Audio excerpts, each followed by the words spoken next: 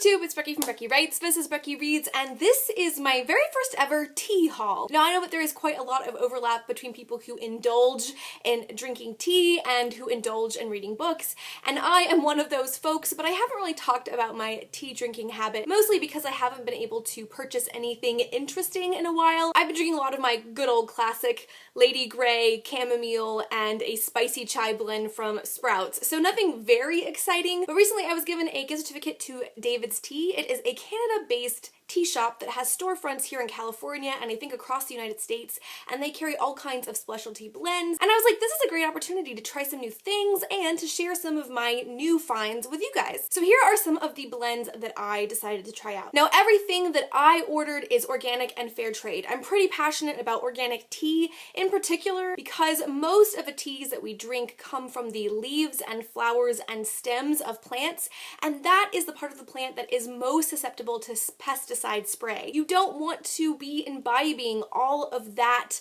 toxin when you steep those leaves, those flowers, those stems in hot water. I am very, very strongly a proponent for organic tea. I mean, I'm a proponent for all organic produce where possible, but in particular, any kind of leafy green vegetable and things like teas where you're steeping the exposed part of the plant, it is so important where you can afford to go organic. It's worth it. I know it's more expensive, but y'all, it's so worth it. Okay, my little environmentalist tirade aside, here is what I picked up. The first one is Mother's Little Helper. All of these are in 2-ounce packaging, but for some reason this is a larger package, but it's all 2 ounces. And Mother's Little Helper is a strictly herbal tea. Again, everything is organic, and most of these are also fair trade. This has peppermint, lemongrass, hibiscus, rose hips, chamomile, valerian root, cornflowers with a little bit of peppermint flavoring. Now, this is designed to be a relaxant. Valerian root actually has muscle relaxing qualities, although it's certainly not as strong as like a prescription muscle relaxer. That has that kind of quality. This is a de-stressing kind of tea.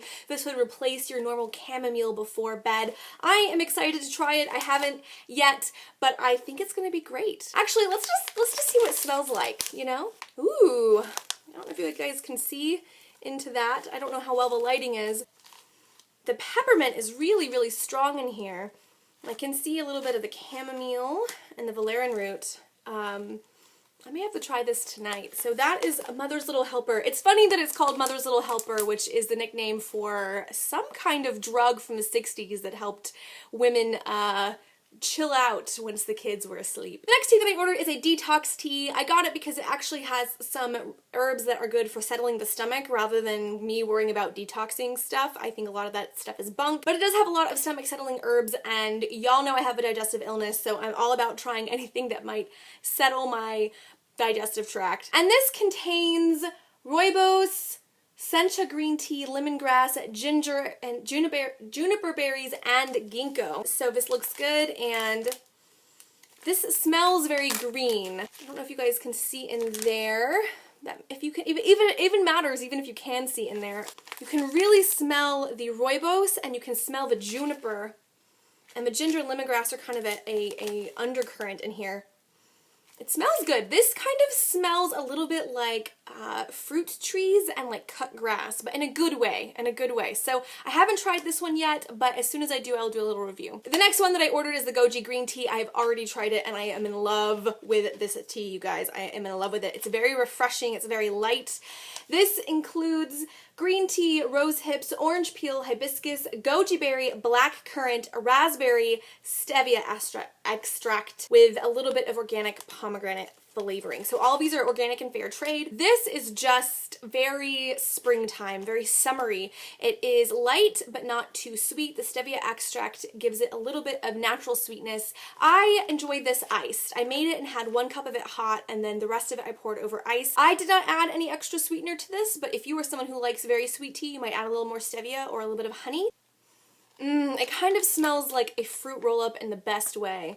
There's what it looks like. You can tell I've already used some of this. I don't know how well the light is getting through, but oh my goodness. The goji berries in this are really, really strong, but when you steep it, they don't take over. Otherwise, this would be a little too fruity for me. I don't really like fruit teas. This is a really nice blend. The goji berries have a strong flavor, but they're really tempered with the hibiscus and the rose hips. It really makes it nice and smooth. So if you like slightly fruity teas, if you're looking for something really refreshing and something that's good both hot and iced, I can tell you from experience, the goji green I really enjoyed, and I probably will buy this again. All right, I also got the Glow. This one is designed to help with keeping you having clear skin. I know that a lot of herbs help with cleansing the skin. I am 31 and I still get acne, and that is ridiculous. So anything that can help keep this looking fabulous, I am here for. This includes cinnamon, rose hips, nettle leaf, rooibos, rose petals, and marigold with a little bit of natural peach, pomegranate, and red flute flavorings.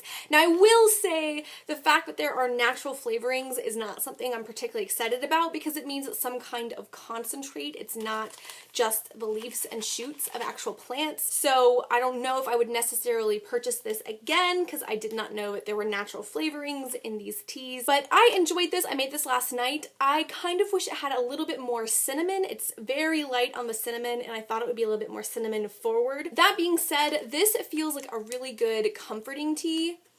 You can see a little bit of the inside there. It's very gentle. If you steep it too long, it will be bitter. I enjoyed it. I can't say I necessarily will buy this one again based on having it this one time. It did translate well as an iced tea. I had a cup of it hot and a cup of it iced. I actually kind of preferred it iced, but it also is springtime in California, so that might have something to do with it. At this point, I can't say whether or not this actually has any bearing on my skin health, but you know, it can't hurt it, right? All right, the final tea that I ordered, they did give me some free samples, but the final tea that I ordered was Silk Dragon Jasmine.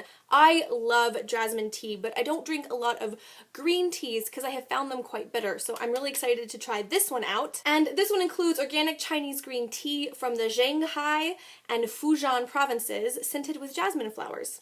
And as you can see, I am busting open. Ooh. Nice dark tea. Really does smell like a green tea with a hint of jasmine. The jasmine smells very light, but I will be curious as to how that translates into a green tea. Like I said, I am wary with green teas in particular because I've had a lot that are so bitter that I've kind of avoided drinking green tea except at like sushi restaurants. So I'm excited to see if I like this one. If I do, I will happily buy this again if I like it. I mean, you guys, it smells really good. It smells like health and summer after the rain and like really warm evenings. Jasmine flowers remind me of like sticky hot summer evenings in the South because I had neighbors who had jasmine flowers, and so you could smell their scent in the moist, the sort of humid air of a Georgia night, and this kind of reminds me a little bit of that, so I'm excited to test it out. And David's Tea kindly sent me 3 samples to try. Now, none of these are ones that I would purchase on my own because none of these are organic, but for, you know, a half an ounce, a 1 serving, you're not going to be killed by 1 serving of pesticides. It's drinking lots of servings of pesticides over your life that are really going to do damage. So I have tried one of them. The one that I tried was the Buddha's Blend. This included white tea, green tea, jasmine pearls, white hibiscus blossoms, and then natural and artificial flavorings. Again, I would never order this because of all those artificial flavorings and things like that. This smells like a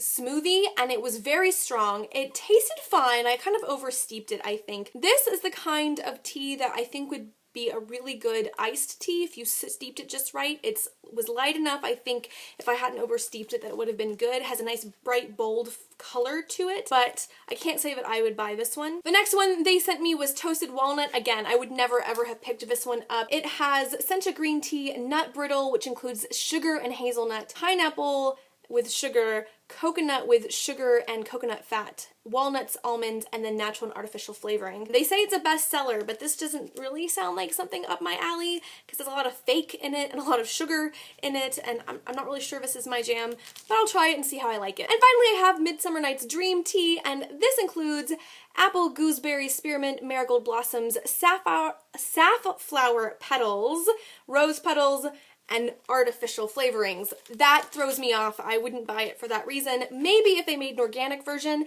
It sounds really good. It sounds light. It sounds summery. So if I like it and they make an organic alternative, I may pick that up. But again, because it's not organic and it has artificial flavors. I don't need that in my tea. Like, I'm drinking tea to get away from that stuff. So there you have it, friends. That is what I got from my most recent tea haul. And so far, I've really enjoyed what I've gotten. There's some things I would buy again, some things I wouldn't, but that is okay. If I had to recommend just one of these teas, I would pick the Goji Green. I've loved this so far. In fact, I may go make some more again now. Comment down below and let me know if you have tried David's tea or if you've tried any of these blends. Also, I'd love to know if you have any recommendations for me. Are there companies that you enjoy buying tea from? Are there blends that you love? I'm looking to find more loose leaf teas and again, more organic, fair trade certified teas. And if there are companies, even local companies where I can order things online, let me know. I hope you guys are all doing well. I hope you make yourselves a big cup of tea and I will talk to you very soon. Bye!